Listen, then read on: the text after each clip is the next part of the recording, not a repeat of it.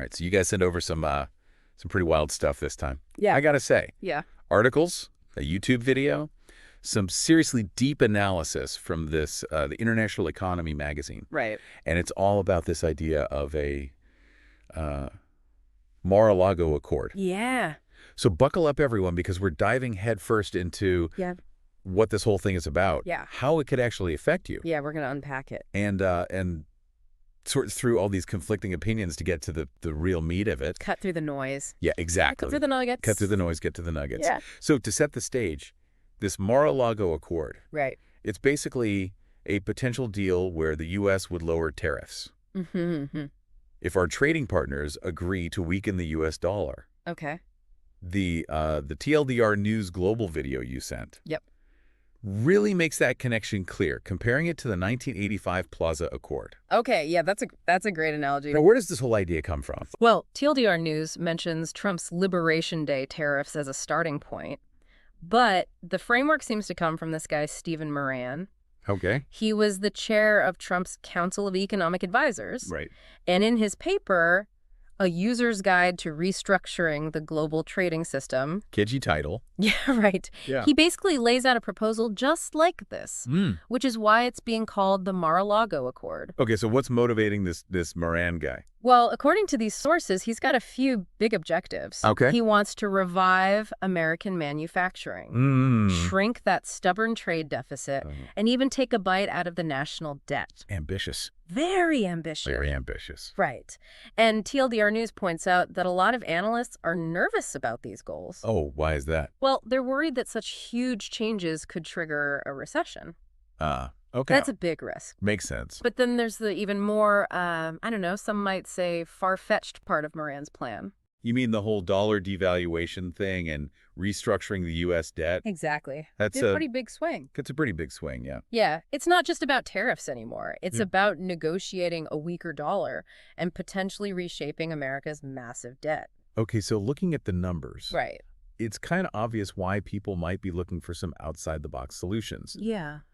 The TLDR News video mentions that U.S. national debt to GDP ratio is sitting at a whopping 123%. Yeah, that's a big number. That's a huge number. It is. And even more concerning is the U.S. deficit in 2024, Right. which was 6.4% of GDP. Okay.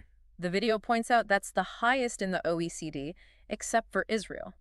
And it's more than 3 times the average for other developed countries. So what does that actually mean for the average person? Well, this kind of situation can lead to what economists call a debt spiral. Okay. It means those interest payments keep getting bigger, forcing the government to borrow even more just to keep up. So it's like a vicious cycle. Exactly, a vicious cycle. And the sources suggest it could actually get worse. Oh, how so? The video mentions that the Republican House budget could actually expand the deficit even further, and that the U.S. has been borrowing at record levels recently. Okay, so we've got this huge debt problem, and then comes this idea of devaluing the dollar. Right. Moran suggesting a 15% drop to fix the trade deficit.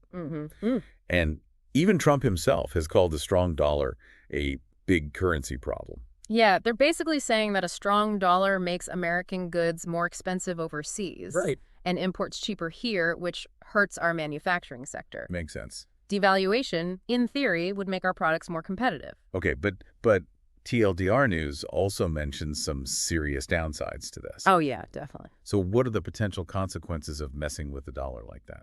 Well, one big risk is a sell-off of U.S. treasuries. Okay. If the dollar weakens, those bonds would yield less in real terms. And that could make them a lot less attractive to investors. And what about the dollar's status as, the world's reserve currency? That's another big concern. Could that be at risk? Potentially, yeah. Okay, so remind me why that reserve currency status is so important. Well, it means there's a constant demand for U.S. treasuries, which allows the U.S. to borrow more easily and at lower interest rates. Okay. But a big devaluation could undermine that. Got it. So how does Moran think we can devalue the dollar without causing a total meltdown? Well, he's got this plan he calls the Mar-a-Lago Accord mechanism. Right. He's basically taking inspiration from the Plaza Accord of 1985. Okay. It would be a multilateral currency agreement where America's main trading partners would strengthen their own currencies. Right. Which would lead to a de facto devaluation of the dollar. Okay, I'm following you. And to deal with the whole debt problem. Right. He suggests these allies would keep buying U.S. treasuries, but agree to reschedule the ones they already have. So instead of sticking to the original repayment dates, they extend them. Exactly. He even suggests issuing century bonds with 100-year maturity. Wow, 100 years. I know, right?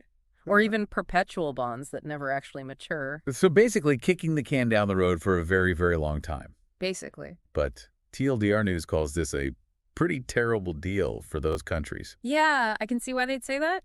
Right, so how does Moran think we can actually convince these countries to go along with this? Well, he talks about persuasion tactics. Okay, what kind of tactics? He lays out 3 main ones. First, the threat of tariffs.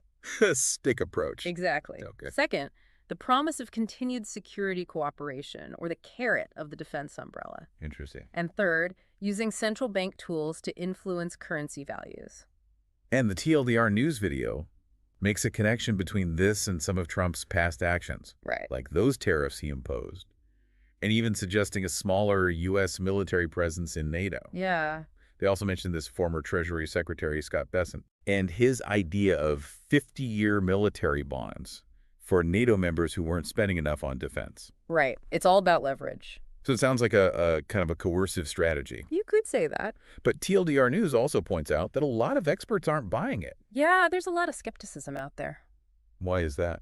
Well, the Plaza Accord happened with allies who mostly had the same economic interests. Right. The world's a lot different now. Okay. For example, China's our biggest trading partner. Right. And they also hold a ton of U.S. debt. Yeah.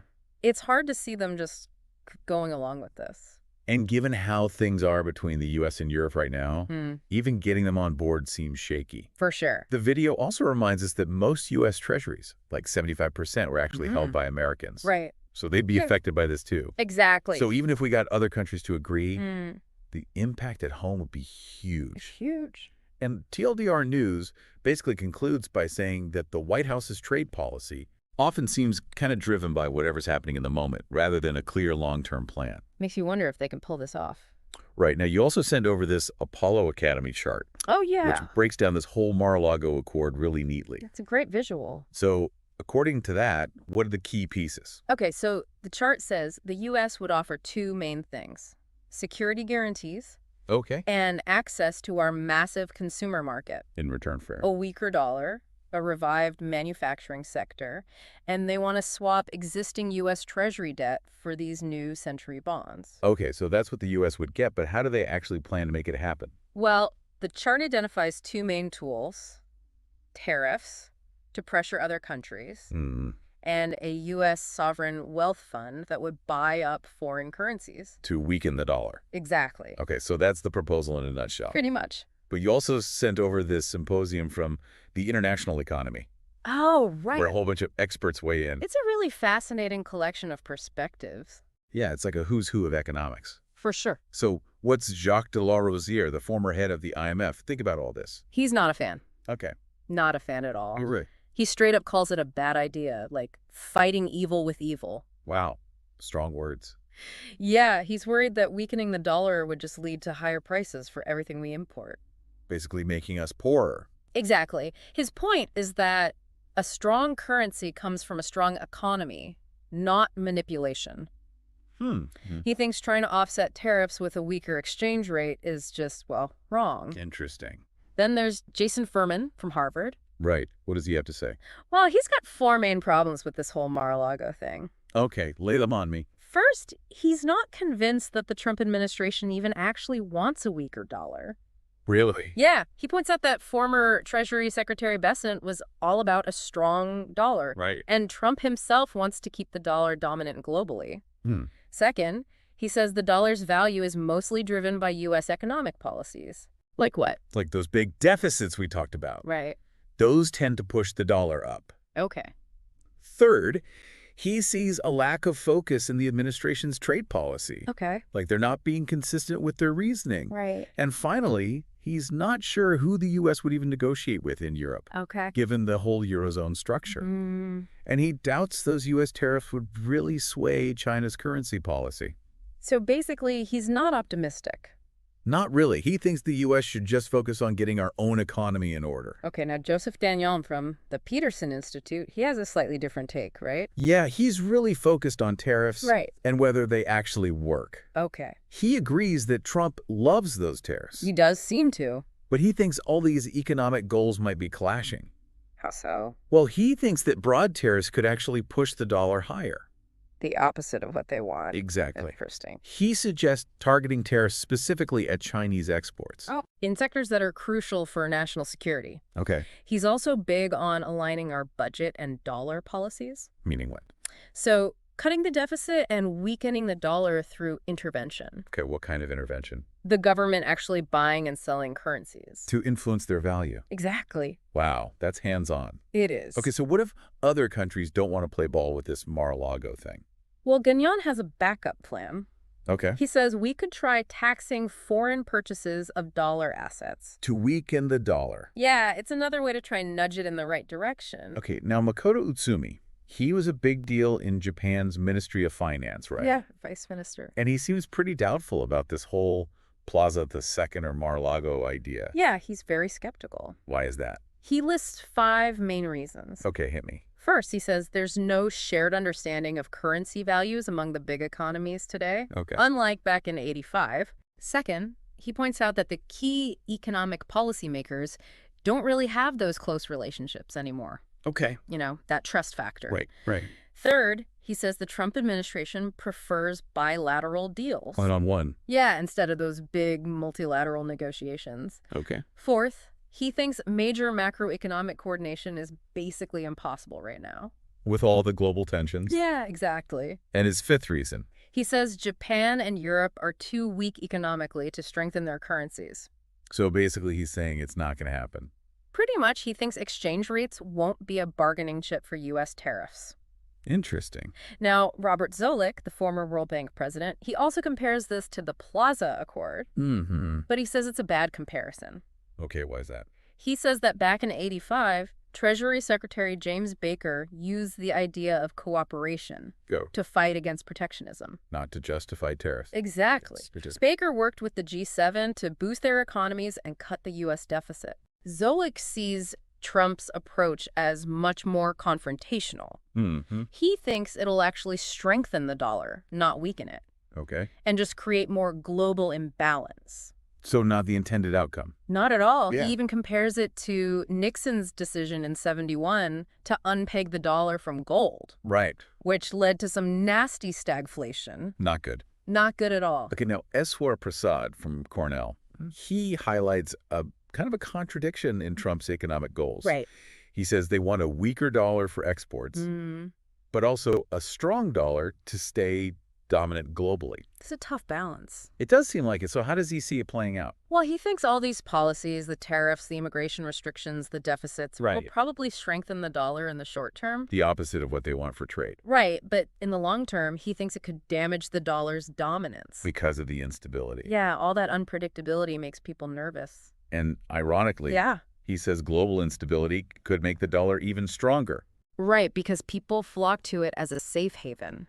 It's complicated. It's super complicated. Now, these leaked phone calls from Mark Sobel, those are pretty funny. They are, but they make a good point.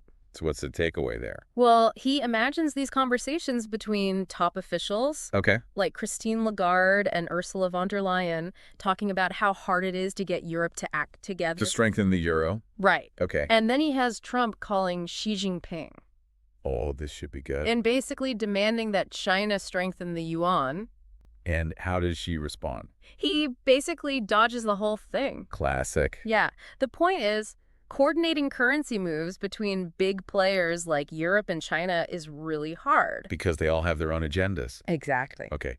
Anders Åslund from the Stockholm Free World Forum. He doesn't seem too happy with Trump's economic policies. No, he's pretty pessimistic. What's his take? Well, he thinks Trump's policies are all over the place and likely to overheat the economy, lead to higher inflation, a stronger dollar, and slower growth. So the opposite of what they want. Pretty much. And what about a new Plaza Accord? Does he think that's possible? No way. He says the G20 is too complex now. Right. And there's just too much money flowing around globally for governments to control it. Okay.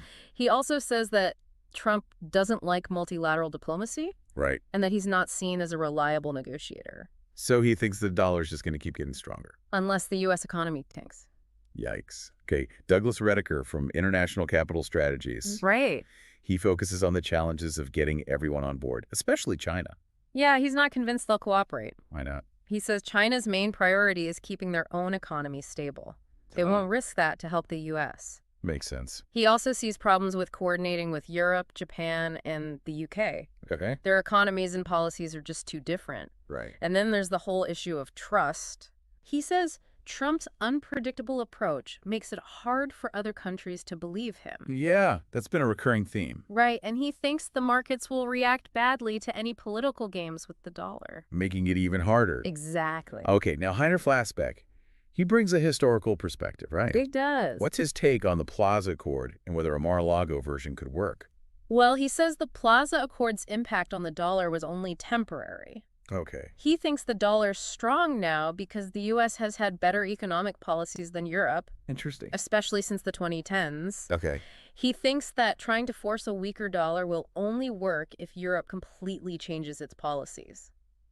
Like how? He says they'd have to embrace more public debt, even though their private sector saves a lot. Okay. If they don't, he thinks the dollar will just go back up. So the Mar-a-Lago Accord would be pointless. Basically. Now, Zongyuan Zoe Liu from the Council on Foreign Relations, she's skeptical about whether this would actually rebalance trade. Right. What's her reasoning? Well, she says the U.S. trade deficit is a deeper problem. Okay. It's about globalization and the dollar's role as the reserve currency. Right. Not just about the exchange rate. Okay.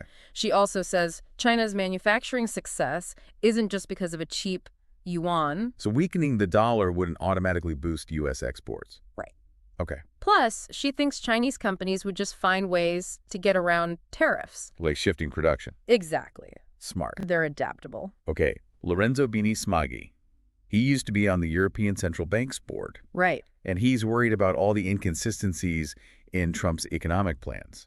Yeah, he thinks they're working against each other. Okay, what's he talking about? Well, he points out that tariffs raise import prices, which can lead to higher inflation and potentially higher interest rates. Okay. Tax cuts boost demand and can also cause inflation. So they're pushing in the wrong direction. Exactly. What about faster U.S. growth? Well, that actually strengthens the dollar, which is the opposite of what they want for trade. He's basically warning about a potential boom and bust cycle. Not good. Not good at all. Okay, William R. Klein from Economics International, he gets into the nitty-gritty of economics, right? He does? So what are his concerns about the Mar-a-Lago Accord? Well, he says that Trump's plans to increase the deficit make those tariff threats less credible. Why is that? Because it shows we're not really serious about using them as leverage. Okay. He also says higher tariffs would likely make the dollar stronger, not weaker, due to something called learner symmetry and all the money flowing into the U.S. Okay, I'll take your word for it. He also questions whether other countries' protectionist barriers are really that much higher than ours. Okay. And finally, he says it's hard to get everyone to agree on what's a fair exchange rate. Without also agreeing on how big those trade surpluses and deficits can be. Exactly. It's a complex web. It is. Dean Baker from the Center for Economic and Policy Research, he makes an interesting point. He doesn't think a currency deal is actually a priority for the Trump administration. Interesting. Why not? Well, he thinks Trump doesn't have a clear policy on trade or the dollar. Okay. He wants a weaker dollar for trade, but a strong dollar for global dominance. It's a contradiction. It is. Yeah. Baker also says tariffs alone won't revive manufacturing. We need other policies to work alongside them. Domestic policies. Exactly. And he points out that Robert Lighthizer, Trump's former trade guy. Right, he's not in the administration anymore. Which Baker sees as a sign that a big currency deal, especially with China, isn't a priority. Okay. He also compares this to the Plaza Accord, saying that was with allies, while China would be a key player in any new deal. And they might not be so cooperative. Exactly. Anno Kruger, she used to be a top official at the IMF. Right. And she explains why neither a strong dollar policy nor high tariffs are good long-term solutions. Okay, what's her thinking? Well, she says a strong dollar makes the trade deficit worse. And high tariffs just lead to higher prices for everyone, retaliation from other countries, and could even trigger a sell-off of dollar assets. People get scared and pull their money out. Yeah, exactly. Okay, Stephen B. Kamen from the American Enterprise Institute, he's skeptical about repeating the Plaza Accord. Yeah, he thinks it's much harder now. Why is that? Well, he says to weaken the dollar, you need the Fed and other central banks to cooperate. But they'll only do that if it fits their own goals. Right. He also says the strong dollar is partly because the U.S. economy is doing relatively well. Right. And that trying to weaken it with looser monetary policy might not even help the trade deficit that much. Interesting. Plus, he thinks it could lead to more spending in the U.S. and tighter policy abroad, which would hurt our exports. So it's a delicate balance. It is. And what does he see as the biggest threat? The U.S. budget deficit. Right, that keeps coming up. Yeah, it's a major underlying problem. Okay, Gary Clyde Huffbauer from the Peterson Institute. He sees a conflict between Trump wanting a weaker dollar and his other policies. Right. What's the conflict? Well, he says those tariffs and tax cuts actually make the dollar stronger. The opposite of what they want for trade. Exactly. So they're undermining their own goals? Pretty much. And what about the stock market? He thinks any attempt to weaken the dollar could spook the markets. And we know Trump's sensitive to that. Very sensitive. So it seems like politics might trump economics here. It often does. Right now, Jim O'Neill, he's got a more nuanced view. He does. He's not even sure the dollar's that overvalued. Right. He thinks higher U.S. productivity might justify a stronger dollar. He also doubts that Trump really wants a big multilateral deal. Okay. He thinks it'll be more like a bunch of bilateral deals dressed up as one big agreement. Interesting. He also wonders if China and Germany are willing to change their policies. To rebalance the global economy? Right, like boosting domestic demand? Right, okay, Clyde V. Prestowitz, he has a different idea altogether. He does, a market access charge. Okay, what's that? Basically, a tax on non-productive investments in the U.S. Like really? Like luxury real estate. Okay. He thinks that would discourage some of the money flowing into the U.S. Which is contributing to the trade deficit. Right. And he wants to use that tax revenue for infrastructure. Exactly, killing two birds with one stone. Interesting. Now, William A. Reinsch, he doesn't seem to think a Mar-a-Lago Accord is very likely. He's pretty doubtful. That's his reasoning. Well, he thinks Trump actually prefers a strong dollar and tariffs. Okay. So he's not likely to change course. Reinsch also doesn't think the U.S. would offer enough concessions to get a deal. And what about China? He says they've always been skeptical of big currency agreements. So they're probably not on board. Probably not. Okay. Robert D. Atkinson, he thinks tariffs are a bad idea. He does. And he has a different solution. Yeah. He wants to weaken the dollar on purpose. He calls it Plaza Accord 2. What would that involve? Well, he wants to pressure other countries to let their currencies rise against the dollar, and he wants to target the Chinese renminbi specifically. So basically a more aggressive approach. You could say that. Okay, John Lee, he points to some deeper reasons why the dollar is strong. Structural reasons. Okay, like what? Well, he says people see the dollar as a safe haven, Right. especially when the economy is uncertain. Okay, so that demand keeps it strong. Exactly. So does he think a Mar-a-Lago Accord is likely?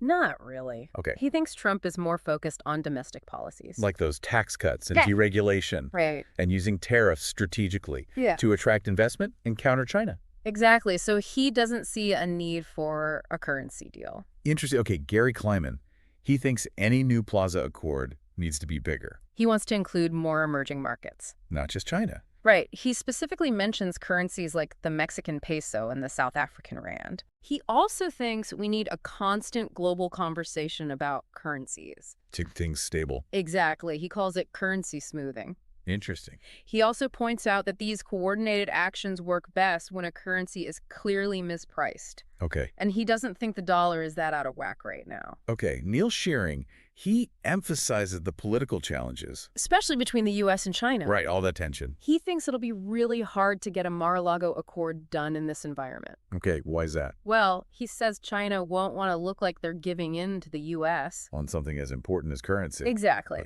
He also says the strong dollar is partly justified by improvements in the U.S. economy, Okay. but those tariffs and the threat of more tariffs are pushing the dollar higher, too. So mixed signals. Right. He thinks a limited deal is more likely. Okay. And maybe fewer tariffs for more Chinese purchases or a slightly stronger yuan? But not a big multilateral agreement. Probably not. And what about the long term? He thinks the U.S. balance of payments is getting worse. Which could eventually weaken the dollar. Yeah, it's a slow-moving trend, but it's something to watch. Okay, Ryan Ellebracht, he's actually optimistic about a weaker dollar. He is. What's his prediction? Well, he thinks Secretary Besson is totally capable of making it happen. Okay. He's predicting some big moves like the euro falling below 95 cents. Wow. And the dollar going above 7.50 yuan. That's a big shift. It is. How does he see it happening? He thinks there'll be a big announcement at Mar-a-Lago with Germany and China on board. Okay. He's talking about German fiscal expansion, China boosting consumption, and them both buying yuan and selling dollars. Along with removing tariffs. That's the plan. Ambitious. Very ambitious.